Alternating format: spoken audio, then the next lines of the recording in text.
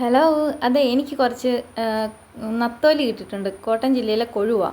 നമുക്കതിനെ ഒന്ന് പീര വെച്ചാലോ? നമുക്ക് ഒരുമിച്ച് കറി വെക്കാം.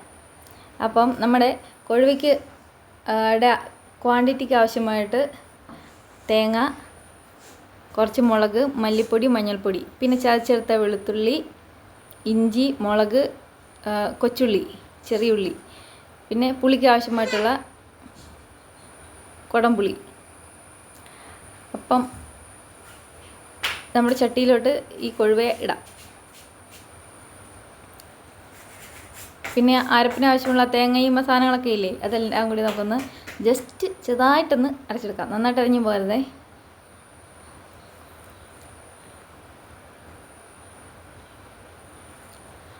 പിന്നെ അതിലേക്ക് ചതച്ച് വെച്ച ഉള്ളി, നീളത്തിൽ കീറിയ മുളക്, പച്ചമുളക്, വെളുത്തുള്ളി,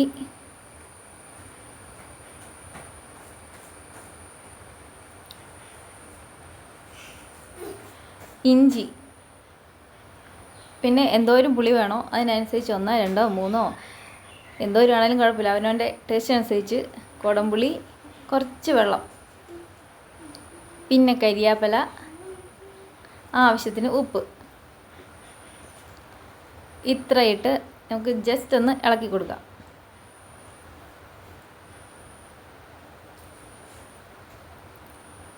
അപ്പോഴേ നമ്മൾ അതിനെ കറിയൊക്കെ വെക്കുമ്പോൾ അതിനകത്ത് എന്തൊക്കെ ചേർക്കണം, അതെങ്ങനെയൊക്കെ ചേർക്കണം എന്നുള്ളത് ഓരോരുത്തരുടെ നാവിൻ്റെ ടേസ്റ്റ് അനുസരിച്ചാണേ.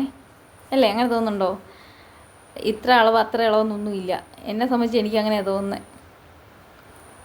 അതിന് ടീസ്പൂൺ അങ്ങനെ കാര്യങ്ങളൊന്നും എനിക്കറിയത്തില്ല കേട്ടോ.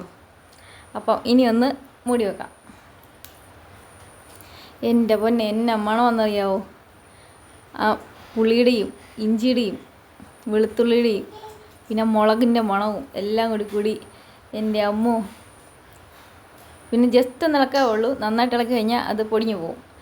പിന്നെ കടുക് പൊട്ടിക്കുന്ന കാര്യം വേണമെങ്കിൽ ഇപ്പോൾ കടുക് പൊട്ടിക്കാം. വൈകുന്നേരം കറി ചൂടാക്കി വെക്കുമ്പോൾ അതിന് മുകളിൽ വേണമെങ്കിൽ കടുക് പൊട്ടിച്ചിടാം, ഒന്ന് ചൂടാക്കി എടുക്കാം. എന്താണെങ്കിലും കുഴപ്പമില്ല. അപ്പം ഞാനിപ്പോൾ വെറുതെ ഒന്ന് കടുക് പൊട്ടിക്കുന്നതാണേ.